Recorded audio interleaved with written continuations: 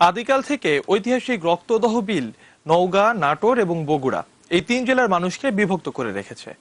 বিলটি দুই প্রান্তের মানুষের জন্য আশীর্বাদ হলেও শুষ্ক মৌসুমে প্রায় 2 লক্ষাধিক মানুষের চলাচলের অন্তরায়। একটি সেতুই পারে মানুষের কষ্ট দূর করতে, কিন্তু কেন হচ্ছে না? শফিকুল ইসলাম শফিকের ক্যামেরায় বগুড়া ব্যুরো প্রধান চপল শাহর রিপোর্ট দেখুন। রক্তদহ বিলের ওপারে বসবাসকারী নওগাঁ এবং সান্তারের 22 গ্রামের শিক্ষার্থী এবং সব পেশার মানুষের যে কোনো কাজে বগুড়ার সান্তার কাছে হওয়ায় অতি গুরুত্বপূর্ণ স্থান হয়ে উঠেছে। এই দুই জেলার হেডকোয়ার্টার এত দূরে যে তাদের লেখাপড়া, ব্যবসা বাণিজ্য এবং চিকিৎসা সেবার জন্য আসতে হয় বগুড়ার আদমদীঘি উপজেলায়।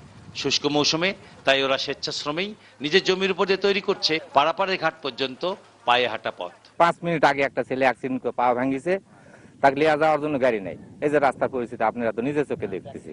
জরুরি পরীক্ষা বা অন্য কিছু, তাহলে হয়তো অনেক দেরি হয়ে যায়, হয়তো নৌকা পেলাম না, অনেক দাঁড়ায় থাকতে হয়।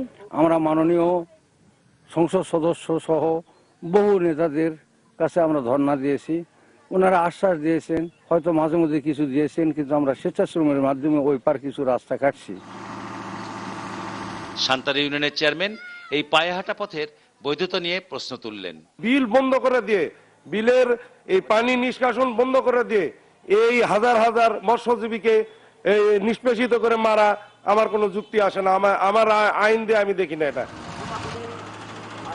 দুপুরের মানুষের দুঃখ দুর্দশা লাঘবে পায়ে হাঁটা পথের প্রয়োজন আছে বলে জানালেন স্থানীয় সংসদ সদস্য। তবে সেটা রক্তদহ বিলকে বন্ধ করে নয়, এ ব্যাপারে আশ্বাসও দিলেন। মাতৃভূমি যেটা চাবে দুই একজন কে কি বললো সেগুলো আমার তো শুনলে চলবে না। আমি যদি করতে পারবো এমন না, আমি সরকারের কাছে দাবি জানাবো, আমি চেষ্টা করব যাতে যেন তাড়াতাড়ি ব্রিজটা করে দিতে পারি। ঐতিহাসিক রক্তদহ বিল দুপারের শত শত মানুষের মৎস্য আহরণের জন্য ব্যবহার হয়ে আসছে আদিকাল থেকে। মৎস্যজীবী সহ সব ধরনের মানুষের দাবি একটি সেতু। তবে কবে হবে এই স্বপ্নের সেতু, এই প্রশ্ন এখন তাদের কাছে বড় হয়ে দাঁড়িয়েছে। চপল সাহা, এটিএন নিউজ, বগুড়া।